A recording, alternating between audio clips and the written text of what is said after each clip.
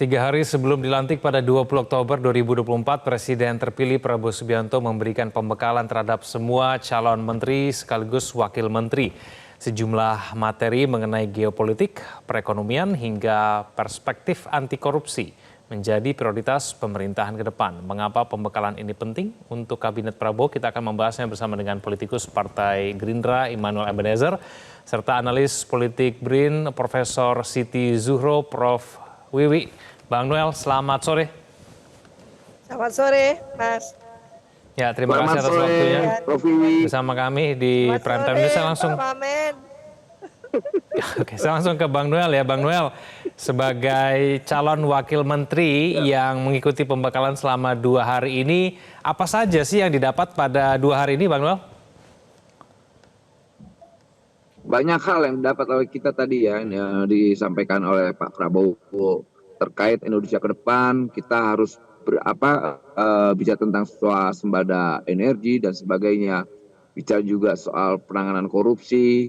Kedua yang gak kalah penting adalah dia bicara tentang kekompakan di kabinetnya dia. Artinya ke depan nanti semua itu harus ikut visi presiden. Tidak ada visi menteri, visi wamen, yang ada semua satu visi dengan presiden.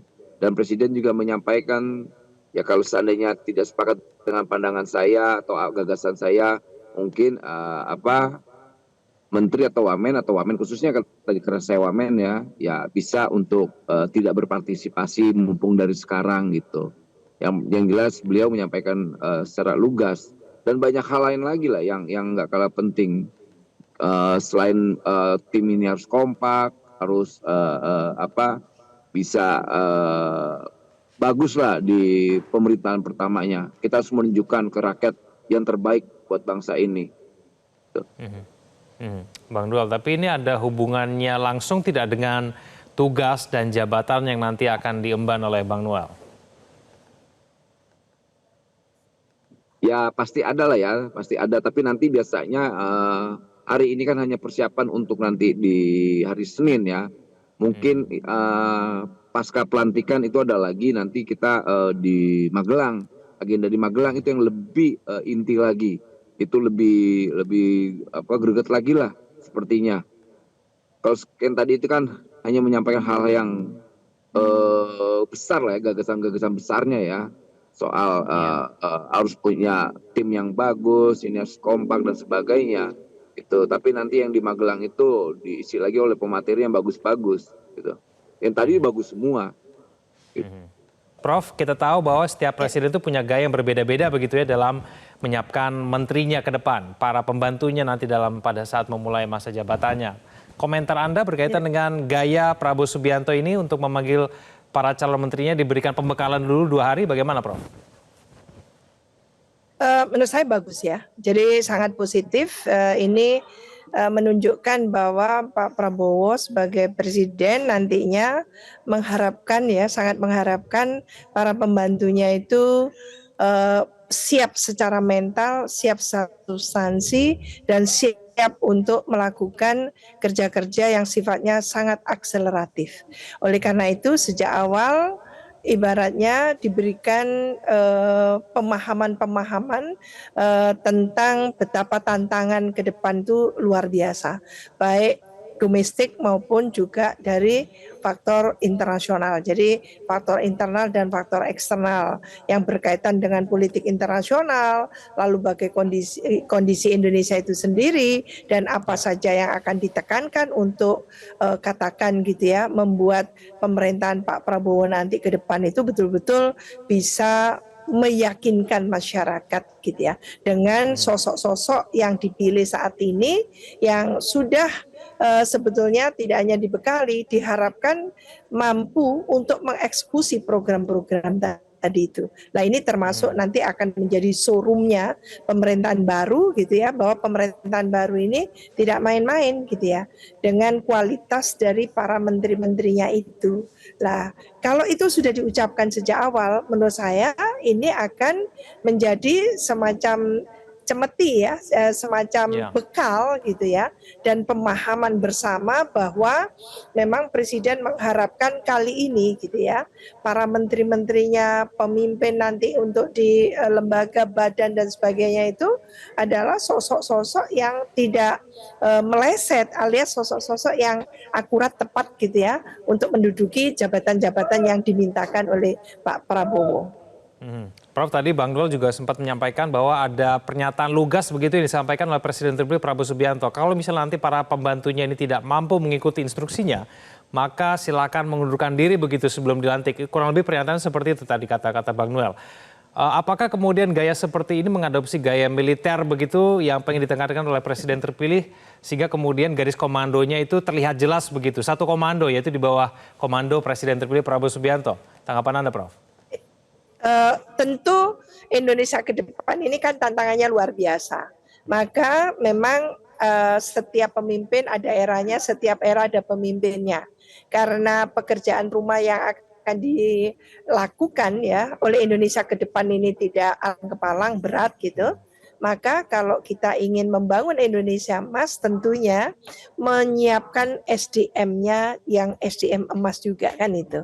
Lah SDM sekali ini yang akan duduk mengeksekusi gitu ya program-programnya Presiden dalam visi misi programnya tadi itu, maka itu yang harus betul-betul dipastikan oke. Maka dalam hal ini tidak ada basa-basi lagi, yang dilakukan Presiden adalah Pak Prabowo dalam hal ini mengatakan secara lugas, secara frankly speaking kepada semua gitu ya calon para pembantunya, silahkan karena belum dilantik ini ya, jadi calon silahkan kalau memang setuju dan semua kriteria atau semua persyaratan yang dimintakan tadi itu oke, mengikuti gitu, maka deal. Kalau tidak, ya bagusnya mundur saja kan gitu. Itu menurut saya bagus sekali. Jadi sangat terang benderang, tidak memberikan pilihan-pilihan yang istilahnya itu gray area gitu. Ini pilihan yang jelas. Kalau diambil berarti mengikuti peraturannya kan gitu. Mengikuti semua aturannya dan tentu diharapkan mampu mengeksekusi program-program tadi itu. Karena bagaimanapun juga gitu ya, kalau Presiden tidak mengatakan sejak awal, maka yang terjadi nanti bongkar pasang kabinet. Nah, ini yang kita katakan yang lalu-lalu, janganlah terjadi trial and error, bongkar pasang kabinet di tengah jalan terus-menerus gitu. Mungkin sekali gitu boleh kan, tapi kalau seringkali orang diangkat, diturunkan, diangkat lagi itu sampai 3 kali mengangkat itu menurut saya menimbulkan pertanyaan yang besar bagi publik kepada Presiden. Ini maunya apa? Maka sejak awal bagus sekali ada keterukuran. Di sini kalau saya pribadi menyambut sangat positif gitu ya. Jadi ada semacam MOU gitu ya. Jadi semacam persyaratan yang nanti harus ditandatangani oleh masing-masing dari calon menteri itu untuk melakukan iya atau tidak kan. Jadi kalau iya menandatangani berarti oke, mengikuti target-target yang semua akan lakukan berikan oleh Pak Presiden kepada tentu para pembantunya itu. Jadi menurut saya bagus sekali. Secara mental ini sudah disiapkan. Jadi tidak boleh mentalnya di tengah jalan itu masuk angin gitu ya sebagai menteri itu. Nah ini yang dipersiapkan orang-orang yang punya mentalitas yang kokoh, yang tidak sambil lalu untuk menjalankan tugasnya sebagai pembantu Presiden. Ini mungkin adalah tradisi baru yang ingin diterapkan oleh Pak Prabowo karena Indonesia ingin mengejar 100 tahun Indonesia itu betul-betul nantinya terbangun Indonesia emas yang diawali gitu ya oleh pemerintah nasional dengan semua gitu ya, tentunya eksekutif, legislatif, yudikatifnya yang bagus kan itu. Oke, baik. Informasi Bang Noel juga sudah bergabung kembali. Bang Noel, salah satu materi kemudian disampaikan dalam pembekalan 2 hari ini adalah mengenai anti korupsi begitu. Bagaimana kemudian pembekalan anti korupsi ini betul-betul bisa menjamin dan membantu calon menteri supaya kemudian tidak tersandung kasus korupsi ke depannya, Bang Noel? Betul. Dan saya ini menjadi peringatan keras lah untuk siapapun pejabatnya. Karena pemerintahan Prabowo sekarang ini akan menjadi ancaman buat para korupsi, para penggarong APBN dan APBD. Saya yakin karena komitmennya, ini orang udah ketahuan karakternya, tegas dan nggak pakai bermain-main, nggak ada tedeng aling-aling, nggak ada zona abu-abu. Jadi makanya dari awal dia tegaskan kalau tidak sepakat dengan gagasan dan pandangan saya, lebih baik mundur dari sekarang. Jangan nanti menjadi penyakit atau toksik di pemerintahan Pak Prabowo. Saya rasa udah luar biasa lah kita punya pemimpin yang benar-benar kita harapkan. Dan di momen ulang tahun ini, saya yakin beliau akan memberi yang namanya hadiah untuk rakyat, yaitu apa? Kesejahteraan. Itu Mas. Baik. Oke. Tidak hanya anti korupsi Bang Noel, tapi juga ada mengenai geopolitik, kalau kemudian artificial intelligence, bagaimana kemudian cara menghadapi jurnalis begitu. Nah ini tentang geopolitik, tentang perang, dampak perang dan semuanya ya. Jadi kita harus siap-siap menghadapi kondisi global yang hari ini. Karena pasti dampak global itu pasti akan mempengaruhi ke Indonesia. Makanya banyak sekali yang disampaikan oleh beliau, kita harus punya swasembada pangan, swasembada energi dan sebagainya. Nah itu harus kita pertahankan, jangan sampai kita lengah.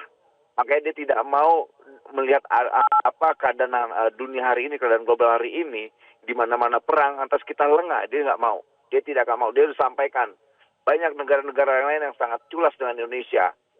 Di sisi lain misalnya kayak di Malaysia boleh bangun bank di sini sebanyak-banyak, tapi kita cuma satu bank, itu kan tidak fair. Begitu juga negara mana kayak gitu-gitulah. Jepang boleh ngirim mobilnya sebanyak-banyak, di sini kita cuma ngirim apa, nggak boleh, itu nggak adil. Dan Prabowo luar biasa, mantap banget orang ini. Kita dapatin pemimpin yang bisa kita andalkan lah. Prabowo ini pemimpin yang bisa diandalkan. Oke, Prof. Wiwi, berbagai materi kemudian disampaikan dalam 2 hari ini, ada artificial intelligence, ada anti korupsi, ada geopolitik, cara menghadapi jurnalis. Apakah memang materi-materi ini memang menjawab tantangan utama kemudian yang akan dihadapi oleh para menteri ini, Prof. Wiwi? Ya, ini cara ya sebetulnya yang ingin disampaikan secara eksplisit baik terhadap calon-calon para pembantunya, para menteri tadi itu maupun wakil menteri, maupun publik luas yang bisa jadi sangat pro pada Pak Prabowo, tapi juga yang sangat was-was pada Pak Prabowo. Tentang bagaimana Pak Prabowo ini obsesinya untuk membangun negeri memihaki bangsa sendiri. Itu bahasa simpelnya seperti itu.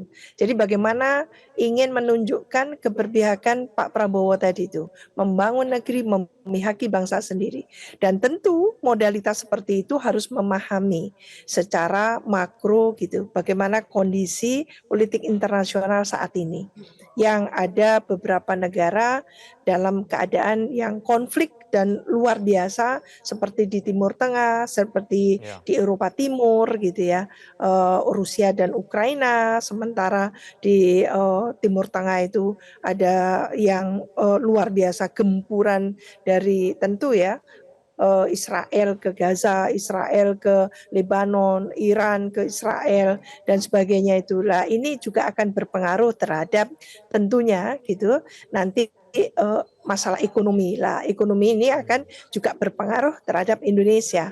Nah, sementara Indonesia belum melakukan economic recovery gitu ya. Jadi pemulihan ekonomi yang betul-betul sudah memadai ya, karena kemarin dan sebagainya. Nah ini dalam keadaan yang belum terbangun secara tertata secara baik, sementara negeri ini juga mengalami bencana korupsi, di mana kita juga pada saat yang bersamaan melaksanakan atau menjalani yang namanya era digital, ada artificial intelligence. Dengan artificial intelligence itu apakah nanti penduduk kita yang banyak seperti ini masih memungkinkan gitu ya, dalam arti dengan SDM kita yang seperti ini kita akan beralih gitu kan ke artificial intelligence. Itu apakah nanti akhirnya gitu untuk Indonesia ini bermanfaat atau sebaliknya kan gitu. Nah, ini era digital. Ini semuanya digitalisasi governance termasuk birokrasi kita ini harus menjadi birokrasi yang betul-betul modern, profesional. tidak lagi ditunggangi oleh urusan-urusan politik kan gitu. Ya. Tidak diintrusi, diintervensi oleh kekuatan-kekuatan politik setiap pilkada, setiap pilpres dan sebagainya. Lah ini yang akan nanti dimulai oleh Pak Prabowo ya, harapan kita untuk meluruskan. Jadi semua yang kemarin itu menceng-menceng gitu. Terutama tentu Baik. adalah yang sangat urgent dilakukan adalah membangun kualitas hukum kita.